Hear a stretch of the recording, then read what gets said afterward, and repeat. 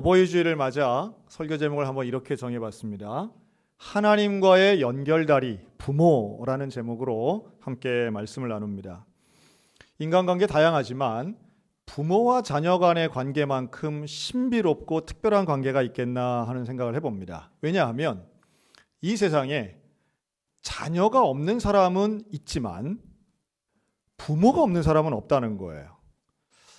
물론 좀 안타깝고 불행한 일이지만 부모가 누군지 모르는 분들 혹은 태어나서 한 번도 부모님을 본 적이 없는 분 있을 수 있습니다.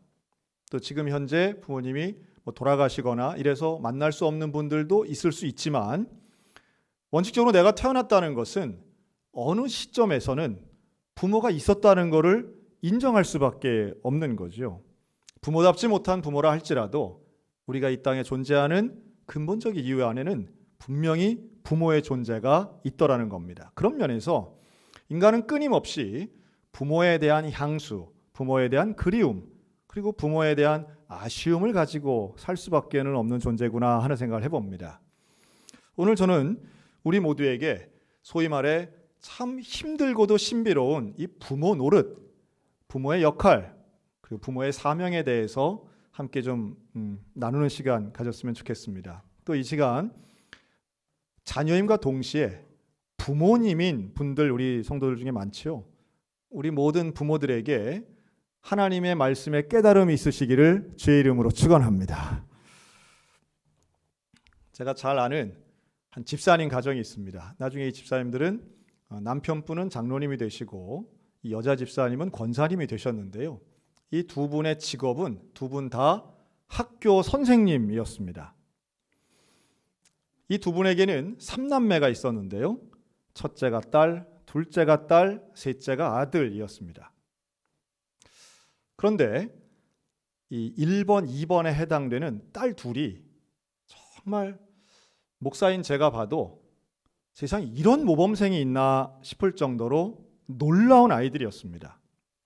그러니까 왜 교회 모범생 있죠? 교회 모든 행사에 정말 적극적으로 참여하고 또 찬양을 해도 기도를 해도 정말 주일학교 때 어린 시절인데도 애들이 그렇게 기도 잘하고 말씀 암송 잘하고 더더군다나 아이들이 똑똑해서 공부까지 잘했습니다.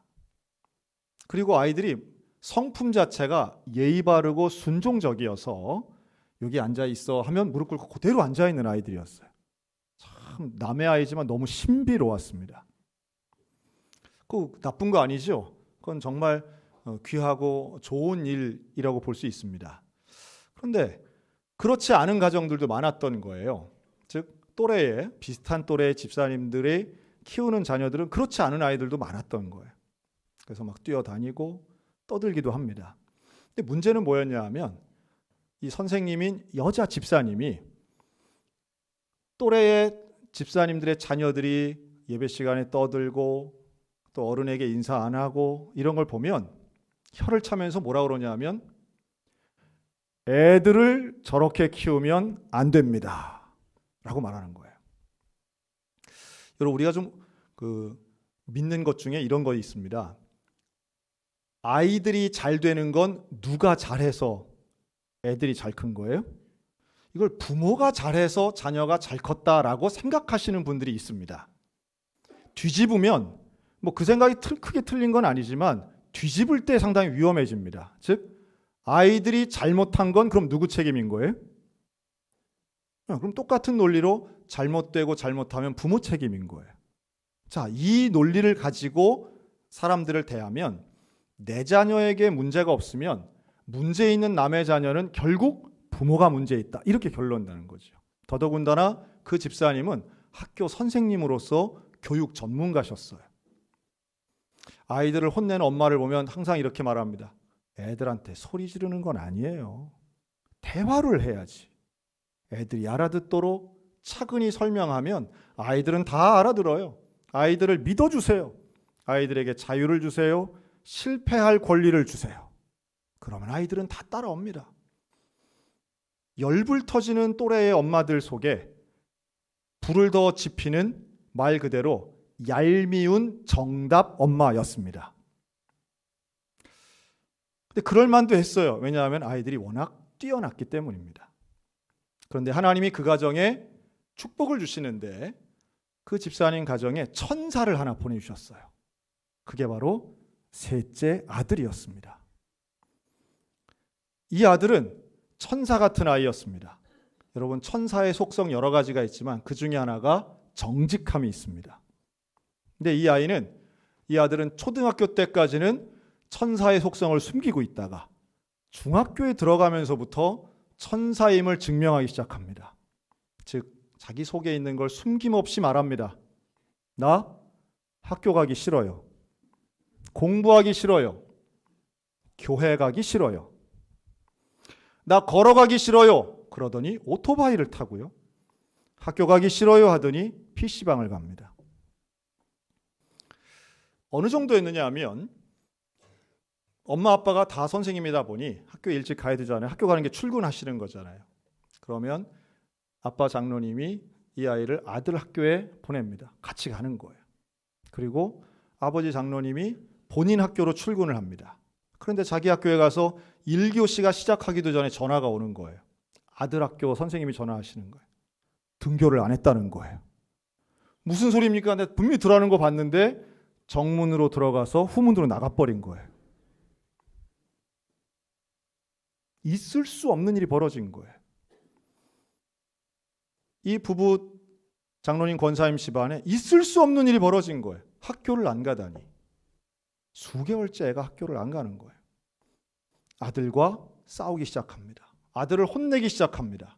생전 1번, 2번 때 전혀 들어보지 않았던 회초리, 몽둥이, 주먹질이 나갑니다. 그랬더니 이 아들은 더 강력하게 엄마를 향해 쌍욕을 하고 술을 사 마십니다. 견딜 수 없는 일들이 벌어지는 거지요.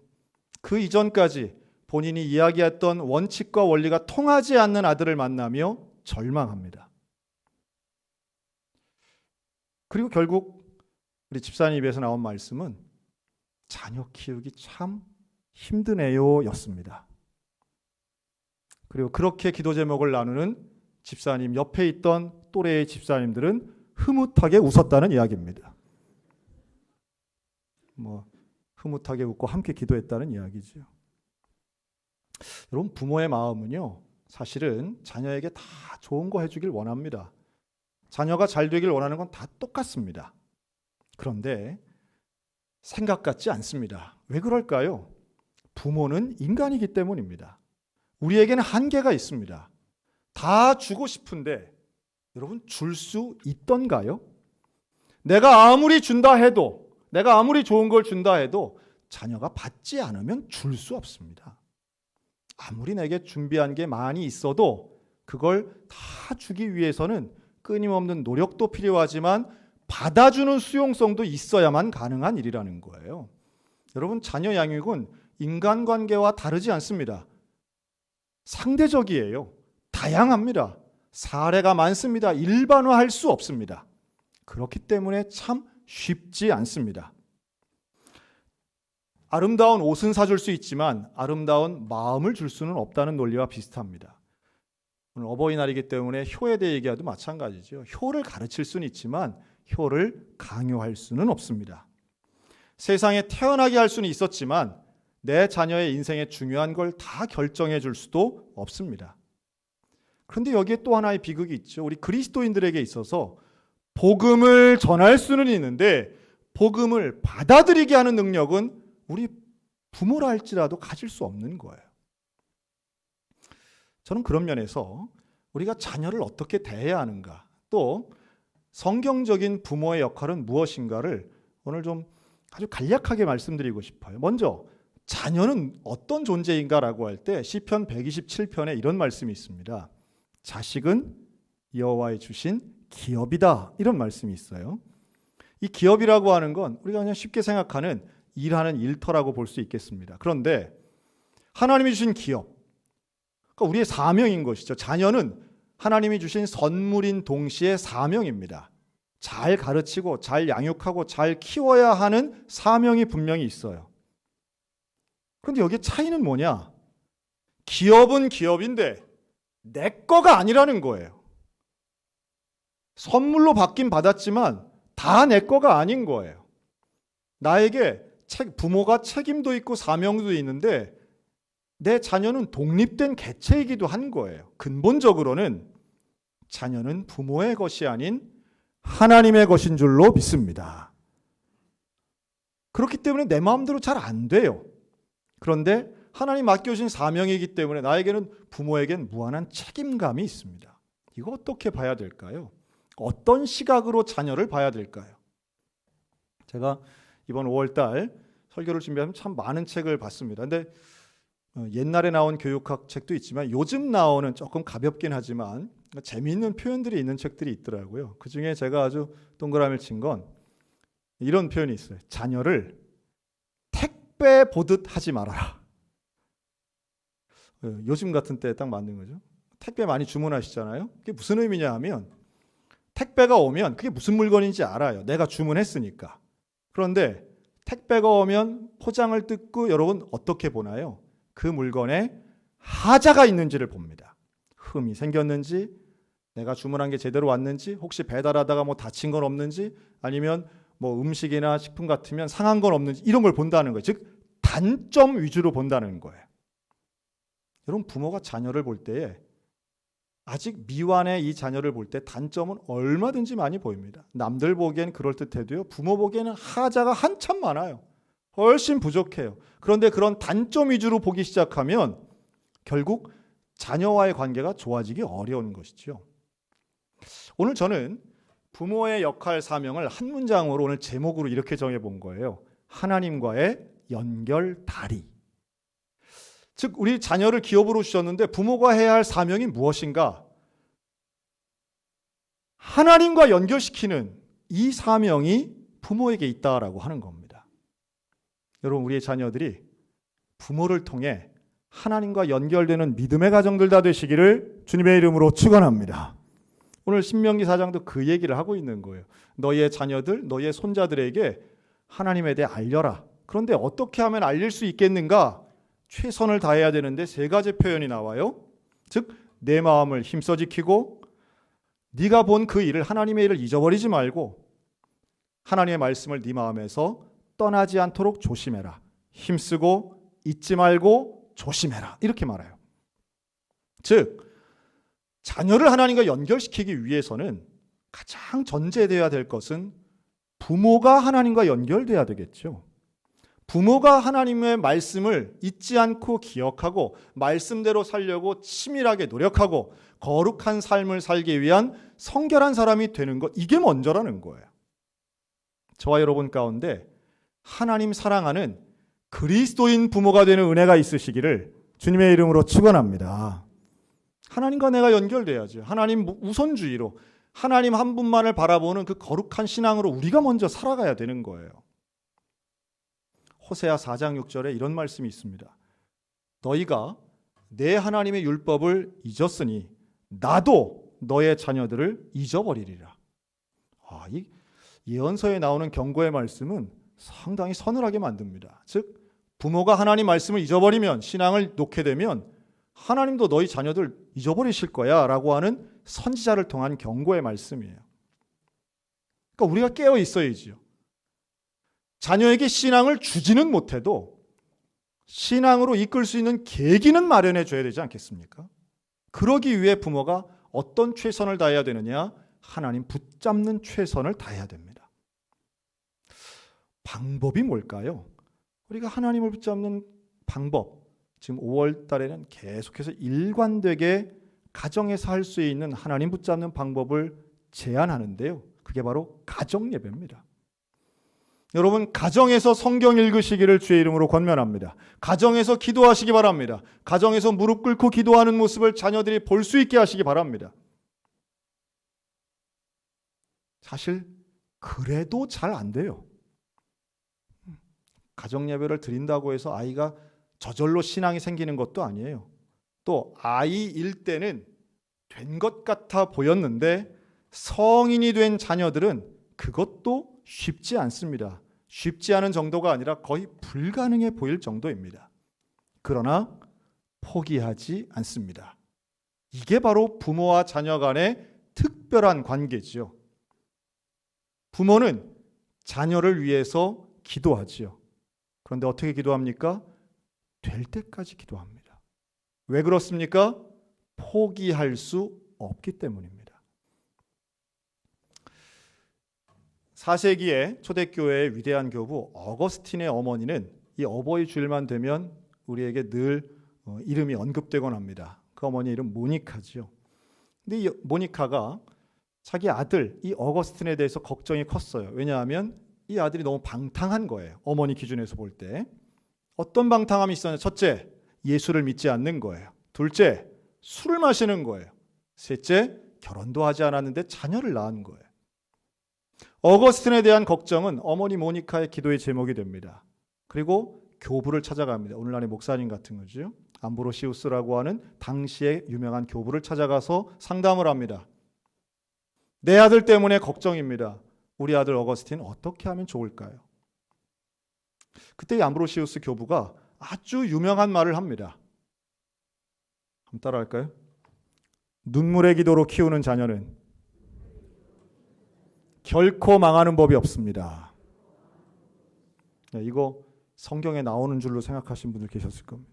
성경에 나오는 말은 아니에요. 그러나 이 말씀은 너무도 귀중한 원리를 담고 있죠. 저는 그 중에 기도로 키우는 자녀가 멸망하지 않는다, 이 원리보다 눈물의 기도로 키우는 자녀라는 표현에 너무도 큰 공감을 합니다. 왜 그냥 기도가 아닌 눈물의 기도일까요? 여러분, 부모는 자녀를 마음대로 할 수는 없지만 자녀를 포기할 수 없는 딜레마 같은 상황이 있습니다. 자녀는 분명히 나와 독립된 개체예요. 그래서 간섭할 수 없어요. 자녀의 일거수일투족과 생활에 대해 간섭할 수 없어요. 하지만 포기할 수 없어요. 와, 이럴 때 사람의 속이 어떨까요? 뻔히 멸망으로 가는 길을 보고 억지로 잡을 수 없는 것도 안다면 우리가 할 수 있는 게 과연 무엇이겠습니까? 우는 것밖에 없다는 거예요. 우는 것밖에 없어요. 그런데 그냥 우는 통곡이 아닌 하나님 앞에 눈물을 쏟아놓는 거예요. 하나님, 내가 할 수 없습니다. 그런데 안 되면 안 됩니다. 하나님, 내 아들을 만나주세요. 하나님, 내 딸을 포기하지 마시고 만나주세요. 여러분, 이 기도가 결국은 망하지 않는 인생을 만드는 하나님의 원리인 것을 믿으시기 바랍니다. 눈물의 기도, 우리의 마음에 포기할 수 없고 그 애끓는 사랑의 표현이 결국은 눈물의 기도로 나오는 것이죠. 인간의 한계와 부모의 소원이 맞닿는 그 지점에서 결국 눈물의 기도가 나올 수밖에 없는 거예요. 그냥 두면 멸망당할 게 뻔해요. 그런데 멸망당하면 안 되는 거예요. 그런데 인간의 방법과 노력으로는 통하지 않아요. 그러니 어떻게 해야 되겠어요? 기도하는 거죠. 여러분, 이 기도를 저는 이렇게 표현하고 싶어요. 자녀 양육의 위대한 원리 중에 하나가 하나님께 맡기는 겁니다. 그런데 하나님께 맡기는 거는 인간이 아무것도 안 하는 게 아니에요. 저는 이것을 탕자의 아버지에서 원리를 한번 찾아보고 싶어요. 여러분, 탕자 아버지 좀 이해가 잘 안 되죠. 왜냐하면 자기가 아들을 잘 아는데 이 아들이 달라는 대로 유산, 재산 다 주면 이 재산 가지고 크게 사업을 일으키겠습니까? 망하겠습니까? 안 봐도 뻔해요. 이 아들은 돈 주면 망할 아들이에요. 그런데 이 아버지가 돈을 줘요. 반대하지 않아요. 마치 최근에 교육학에 있는 것처럼 실패할 권리를 주는 것 같아요. 꼭. 자녀의 자유를 사랑하는 선진국 아버지 같아요. 그런데 차이가 있어요. 이 아버지는 방기하는 게 아니에요. 아들을 무관심한 게 아니에요. 그렇게 주지만 집 떠난 아들이 떠나간 그 다음 날부터 아들을 기다려요. 근데 그냥 기다리는 게 아니에요. 간절히 기다려요. 아들의 안전과 아들의 귀가와 영적으로 해석한다면 아들의 신앙을 위해서 간절한 마음으로 매일마다 기다리며 기도한 줄로 믿습니다. 집에 있지 않아요. 상거가 멀다고 말하는 거, 거리가 먼데 우리로 치면 동구밖까지 나가서 매일마다 기다리는 거예요. 마치 매일 새벽마다 장성한 아들을 위해, 장성한 딸을 위해 눈물로 기도하는 어머니 권사님들의 기도처럼 그렇게 기다리는 거예요. 부모는 기도할 뿐이지만 하나님께 맡긴 자니요, 하나님께서 책임지시고 붙잡으시고 실패를 통해서라도, 아픔을 통해서라도 하나님의 자녀 삼아주시고 돌아오게 하실 줄로 믿으시기 바랍니다. 우리 부모가 해야 할 지점인 거예요. 우리의 한계를 인정하며 하나님께 맡기고 눈물로 기도할 때에, 우리가 연결다리의 그 사명 잊지 않고 주께 맡길 때에 하나님은 부모로서 우리의 사명을 감당케 하시고 천하보다 귀한 자녀, 하나님의 자녀 삼아주실 줄로 믿습니다. 하나님이 그 일을 하신 거예요. 하나님 하나밖에 없는 독생자 예수를 십자가에 못 박아 죽게 함으로 우리 모두를 자녀 삼으신 겁니다. 사랑하는 자녀를 위해 생명을 아낌없이 내어주신 그 하나님이야말로 우리 모두의 참 아버지, 참 부모님이신 거죠. 우리의 어버이 되신 그 하나님 앞에 오늘도 간절한 마음으로 기도하는 온전한 부모들이 되셨으면 좋겠습니다. 또 자녀를 하나님께로 연결하는 연결다리 역할을 하는 것처럼 우리는 이웃에게, 또 다른 민족 가운데에도 하나님으로 인도해내는 그 연결다리의 사명이 선교적 사명도 있는 것 기억하셔서 오늘도 앞으로 남은 인생 온전한 부모답게 또한 한 영혼을 주님께로 인도하는 연결다리의 사명을 감당하는 우리 모두가 다 되시기를 주님의 이름으로 축원합니다. 아멘.